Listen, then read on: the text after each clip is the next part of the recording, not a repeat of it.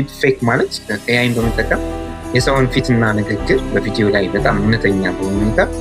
ማስመሰል ድምፁንና ከዛም በላይ የሰውን ፎቶ ወይ ደግሞ ከሆነ ቪዲዮ ላይ የዛን ሰው የአነጋገር ሁኔታ የአፍ እንቅስቃሴውን በመውሰድ ከዛኛ የምንፈልገውን መልእክት ጽፈን እንሰጠውና ለዛ ኤአይ የምንፈልገውን መልእክት በዛ ሰው የፊት ገጽታና በዛ ሰው ድምፅ አድርጎ ማዘጋጀት ማለት ነው።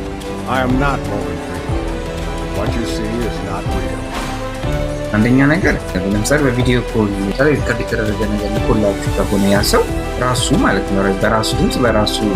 ቪዲዮ በራሱ ምስል ወይ ደግሞ ፊት እንደዚህ አይነት ነገር ከተላከላችሁ እና የሚያጠራጥር ነገር ካያችሁ ላይቭ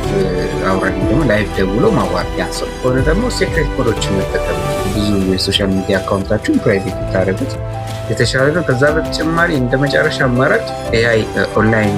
ቼከር አለ። እንደዚህ የዲፕ ፌክ ወይ ደግሞ የውሸት